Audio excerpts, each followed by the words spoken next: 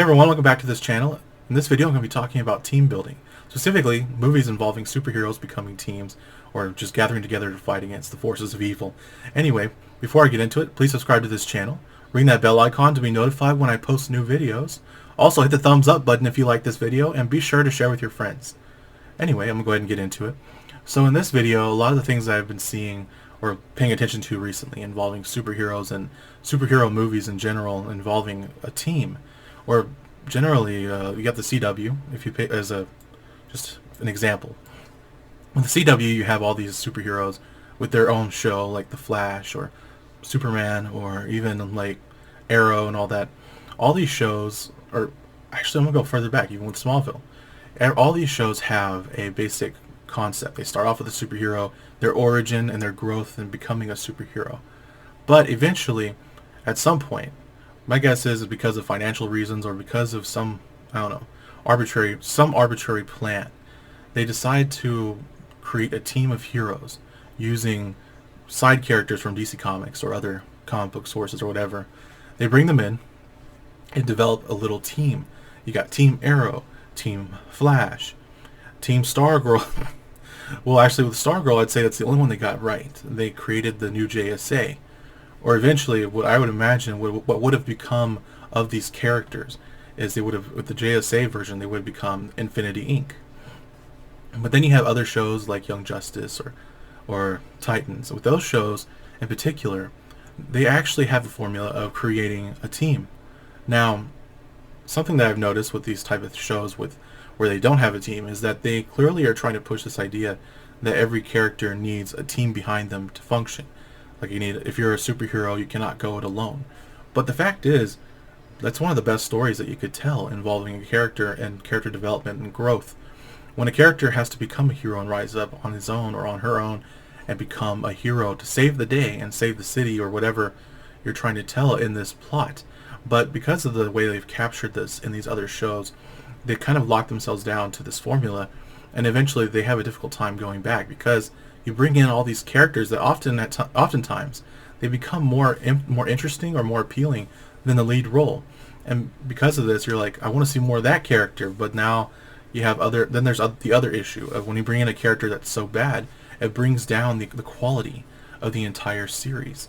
With the Flash, for an example, with the Flash, you have characters like Cisco. Cisco Ramon was a side character, but really he was part of what made or added to the charm of the show The Flash. He added to the fun and just the lighthearted nature of The Flash. Otherwise, you just have Barry Allen kind of brooding, becoming more like Batman.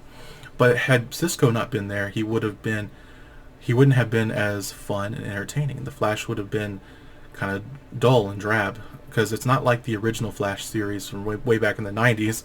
It's not really way far back. Anyway, when it comes to the Flash from that time frame, he stood on his own. Sure, he had Tina McGee, but ultimately, as a hero, he had to do things on his own.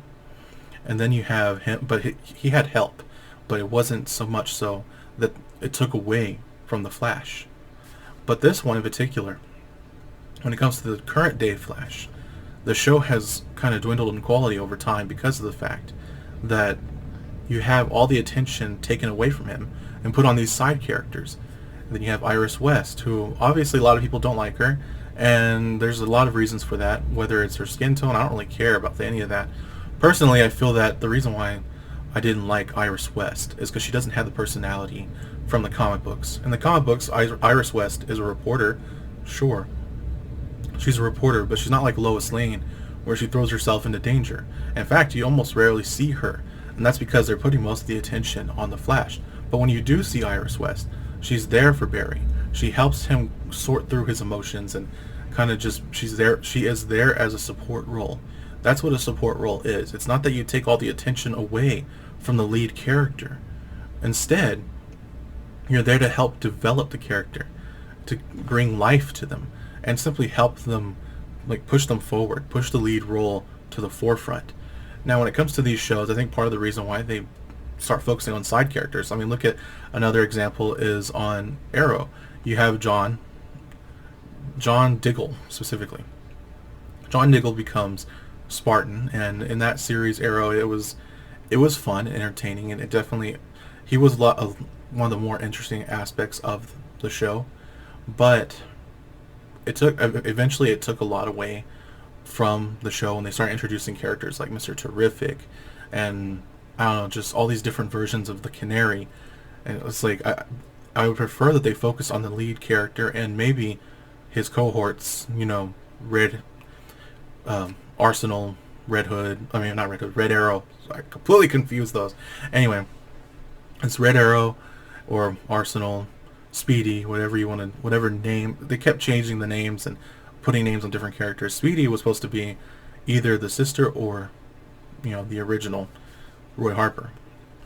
And the fact that they combined the two a little bit here and there, I will say this, it did it better on Arrow, but on the Flash in particular, like I said, I'm going to go back to the Flash. With the Flash, they kind of they segued and created all these, they brought in all these characters that are side characters. And sure, they interact with the Flash in the comics. Once again, in the comic books, there's a time and place. They have a crossover event every so often, or some kind of crossover story involving a guest appearance from a character somewhere else in the comics. But they didn't take away from the lead role. In the end, the lead character, the Flash, would save the day. Whether it was Barry or Wally or Jay, it didn't matter. It was always the Flash. And with this show, they had that potential. In fact, they should have done that with the Flash. If they were not going to have Barry be the Flash all the time, then they should have just brought in the other Flashes. Wally West, I didn't really enjoy how they kind of pushed him to the side so much so that you never see him. I think it didn't help that he didn't have the personality of the classic Wally West. The red-haired, nerdy kid who is very, I don't know, just upbeat and kind of crazy, a little naive. The character that I've grown up with was Wally West, and he's always wacky and just fun. He's the fun-loving Flash, very lighthearted. He's the one that I would say was surprising that earned a museum, but he was also the one that actually did earn it. He saved people, protected people, and he helped criminals be reformed. That's how that particular Flash did things. And then you have this one, Barry Allen Flash. He spends most of his time resetting the timeline. I don't really see how he could possibly do any good. And then you have other shows like Superman and Lois. Superman and Lois, that one is a new series, and honestly, they have the same problem. They're bringing in a whole team. You have Steel. You have Steel's daughter, who becomes another Steel. You have his two sons. Only one of them becomes Superboy, and it's not the one who is supposed to be Superboy, Jonathan. And when they finally introduce him as Superboy, he's once again he's evil. He's twisted, and he's from a bizarro world. So he's not even Superboy. He's Bizarro Boy. And so it's kind of odd for them to do this and go that direction. So whenever I see these different team building shows, it's very clear they need to go a certain direction, but I would say what would actually make things more fun is if they made a JSA series, the Justice Society of America. I would set it in the time frame of either noir or 80s or even 70s or 60s or 50s. There's so many eras they could place it in. Honestly, it would make it more entertaining that way. Separate it from current gen politics and all that crap, and just make it a fun show about superheroes saving the day, fighting and discovering things and learning new abilities and all that stuff. Make it a team building show about a team of superheroes. I mean, you have so many examples that you could take. I mean, one of the things I always said once that I would love to see is a Sky High series. Sky High, the old 2000, I think it was 2005, or I can't remember when it was. The old Sky High series that came out, or movie that came out years ago. That particular movie, I always thought it would be a fun series. Now, granted, I wouldn't have made it in this time frame. I would have made it back then, or I would have based it back then, and remove all the politics and just focus on superheroes and sidekicks, and removing the stigma behind sidekicks. Make it to where it's purposeful, fun, entertaining, lighthearted. It's the classic tropes of a superhero. Why remove those things? Why make it all about politics? Make it fun and lighthearted. Something that kids need to see that is just good. That's all they need to see is altruism, the ability to do good and rise above your circumstances, or rise above your personal prejudices. That's all it's supposed to be about. And then you have these other shows like CW. All the shows on CW, they have their formula. But then you go to Young Justice. So I'm going to go back to that. With Young Justice, you have a clear team, clear cut. You can see there's a team. And so when you have this show, it was great from season 1, and a little bit season 2 was a little bit odd, kind of awkward here and there in some places. I would say the best shows or best episodes involving Young Justice always involve Superboy. Superboy kind of brings the group into a better light. I don't know. There's every time he's involved in one of the adventures in the show, it's always fun. However, I'll say the true shining light in that show was Bowhunter Security, always on point. I mean, clearly, just seeing that was perfect. It was the best thing I'd ever seen in that show. It was one of the funniest moments, and it was just, it was hilarious. I couldn't get past it. It was one of the things that I hoped to see. I would have loved a spin-off of that show. In particular, that would have been a funny thing to watch. Even a mini-series in between episodes of the Young Justice. Like you have Young Justice 1 week, and then somewhere in the middle you have a mini-series or mini-episode, even on their YouTube channel or something involving Bowhunter Security. I mean, that would just been great. And then having them every now and then cross hairs with, their other teammates and work together to stop a bad guy. I mean, you have moments like that and things like that, really things that are missing from the classic storytelling of a superhero and a team of heroes, really. And then you have Titans. There's not much I can say about that show. They're not really a team. They're more like a bunch of psychopaths kind of just thrown together into a group. Just throw a bunch of crazies into a bus and then hope they save the day. But I don't know if they actually help anyone. From what I gather, they just kind of put a bunch of people in the crosshairs because of their own abilities, and then suddenly, boom, team of heroes that you're supposed to believe are heroes. I'm like, how are they heroes? I don't see it. Where are they helping people? Where are they stopping the bad guy? They keep prolonging the fight. Take on bad guys. I don't care about some people hate the villain of the week thing, and I understand that. But there's some points in time when you gotta have that. That's how you get good episodes. That's how you get fun, lighthearted, and entertaining episodes. And the fact that they made Titans so dark, without even I mean, one thing I will say: when the comic books were first written, the original comic books, they did have some dark moments. In fact, I would say it is darker than some of the other characters.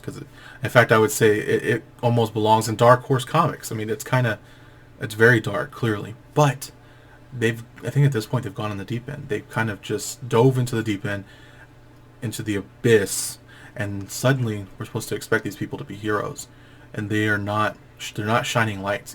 Each and every one of them is very dark, and they have very little light within them. Superboy had light within him until suddenly he got a girlfriend, and that's when he became dark and twisted. And granted, I understand he's the clone of Lex Luthor, but it's kind of odd, and it's just weird. The acting is good on some parts. Raven doesn't really look like Raven at this point in time. She kind of did at first a little bit, and now she looks like just a goth girl with white hair. She looks albino, and there's nothing wrong with that, but it's just it's not something I enjoy. I would hope for more. What I hope to see is a team of heroes who want to do good and actually do good.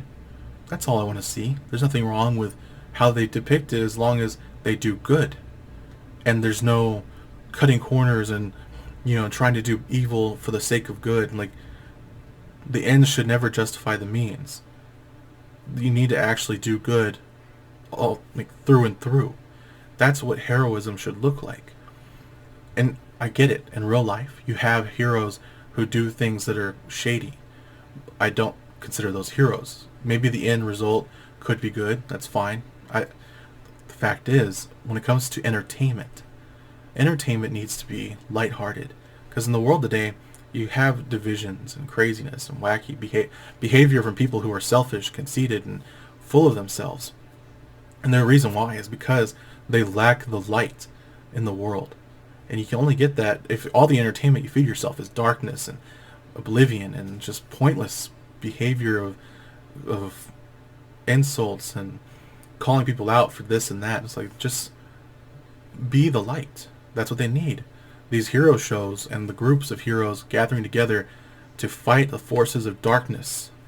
That's what they were meant to be. That's why they were created. In fact, I'd say a lot of original characters from back in the day were inspired by even the biblical principles that Jesus said we're supposed to live by. For we fight not against flesh and blood, but against powers, rulers, and authorities, and the forces of darkness in this world. This is what we're supposed to be doing. Anyway, I went on a little rant there, but you get the idea that I'm trying to say. They need to create a show about heroes, a team of heroes. If they want to create a show about a team, don't put them all into one show about a specific character. Instead, build upon the idea of a team. Create a team building show. Make it fun. Make it lighthearted, and just be kind. It's like, just do something entertaining for once. Anyway, went on a little rant again. Sorry. Well, thank you for watching. If you like this video, hit the thumbs up button, and be sure to subscribe to help this channel grow. Well, I'll see you next time. Goodbye.